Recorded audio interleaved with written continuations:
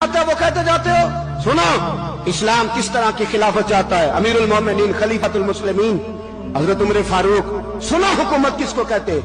حضرت عمر گزر رہے، فجر کی نماز کے بعد 2 گلیاں رہ گئی ہیں، آج پورا نہیں ہو سکا آپ کا دورہ، جو رات کو نقاب پہن کے 2 گلیاں رہ گئیں تو نقاب اوڑھ کے ہی فجر کے بعد نکل گئے۔ ایک چھپر ہے چھوٹا سا، ایک کٹیا ہے جھونپڑی، بوڑھی اماں بیٹھی ہے، عمر فاروق گزرنے لگے، بوڑھی کو پریشان دیکھا، اماں جی اجازت ہو تو اندر آ جاؤں؟ بوڑھی کہنے لگی چل دوڑ جا، اپنا کام کر، کیوں اجازت ہو؟ تیری مہربانی اماں آنے دو۔ کیا دوڑ جا؟ تیری مہربانی اماں گزارش ہے، چلو آ جاؤ۔ حضرت عمر فاروق فرمایا کرتے تھے میں نے اس عورت سے آئین سیکھا ہے، آئین، میں نے اس سے قانون سیکھا ہے، اس بوڑھی عورت سے۔ اندر آ گئے عمر فاروق، اماں کیا پریشانی ہے، کیا بات؟ اماں کہنے لگی خامد انتقال کر گیا، اولاد اللہ، میں غریب ہوں، 3 دن سے روٹی نہیں کھائی، 25 دینار کا قرضہ چڑھ گیا ہے، مجھے عمر فاروق سے بڑی شکایت ہے، اس نے میرا حال ہی نہیں پوچھا۔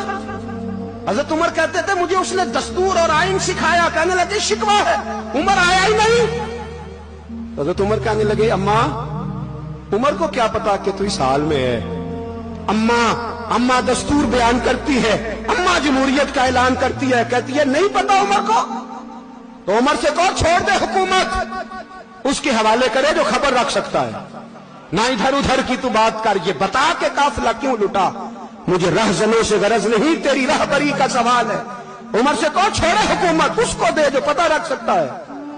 حضرت سیدنا نافع فرماتے ہیں جس کے سامنے کسرا اور روم کے بادشاہ کانپا کرتے تھے، میں نے اس عمر کو بوڑھی اماں کے سامنے کانپتے ہوئے دیکھا ہے۔ راشا کاری ہے عمر فاروق کا، دوڑے گئے، 25 دینار لائے، راشن رکھ کے لائے، روٹیاں پکائیں، بوڑھی اماں کو کھلائیں، کہنے لگے اماں 25 دینار لے لے اور چل، غلطی ہو گئی، عمر کو معاف کر دے۔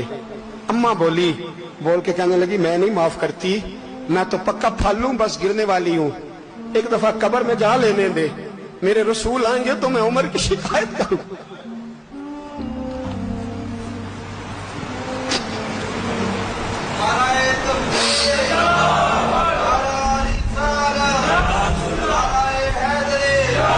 فرمایا میں شکایت کروں گی محبوب پاک سے اور عرض کروں گی حضور اس سے پوچھ، اس کو نگران بنایا گیا، اس نے مجھ بیوہ اور لوارث کی خبر ہی نہیں لی، یہ ہے آئین اسلام، یہ ہے دستور مصطفیٰ کریم صلی اللہ علیہ وسلم۔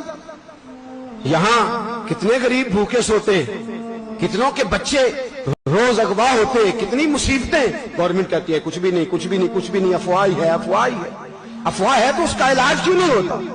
آپ میدان میں سر عام آ کے اس کا اعلان کیوں نہیں کرتے؟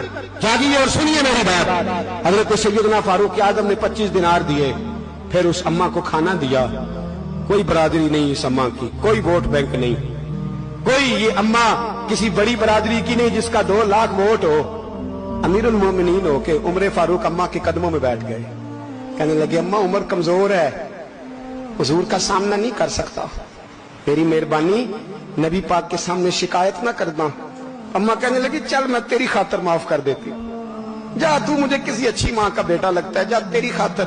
کہنے لگے چل پھر مجھے لکھ کے دے، کہنے لگی میں تو ان پڑھ ہوں، تو لکھ دے میں دستخط کر دے۔ حضرت عمر نے لکھا، ایک بوڑھی اماں کو شکایت تھی خطاب کے بیٹے عمر سے، اور پھر وہ معاف ہو گئی، اماں کے یہ دستخط کر دو، اماں کے آگے کیا تو حضرت علی آ گئے، حضرت عبداللہ ابن مسعود آ گئے، کہنے لگے عمر یہاں پھر رہے ہو، میں سارے مدینے میں ڈھونڈ رہا تھا۔ اماں اٹھ کے کھڑی ہو گئی، آئے میں مر گئی، یہ عمر تھا، یہ میں نے کیا کیا؟ حضرت عمر کہنے لگے اماں نہ، اپنے وعدے پہ قائم رہ، تو نے جو کہا تھا اس پہ قائم رہ، ہمیں تو بتایا گیا تھا یہ والا نظام پاکستان میں آئے گا، یہ کہا تھا قائد اعظم نے، یہ رنگ ملے گا تمہیں، کہا ماں تو وعدے پہ قائم ہے، لکھ کے دے۔ لکھا، اماں نے سائن کیے، پھر حضرت علی سے کہنے لگے بطور گواہ آپ بھی سائن کر دو، پھر عبداللہ ابن مسعود سے کہنے لگے آپ بھی سائن کر دو، سائن ہو گئے تو جناب عمر نے رکا لپیٹا، حضرت علی کو کہنے لگے علی تو میرا دوست ہے، میری صبحوں اور شاموں سے واقف ہے، علی تو میرا رازدار ہے یار، مجھے یقین ہے کہ میں تجھ سے پہلے مر جاؤں گا، جب عمر کا انتقال ہو جائے تو یہ رکا میرے کفن میں رکھ دینا۔ کہ رکھنا میرے کفن میں. علی کہنے لگے پھر کیا ہوگا؟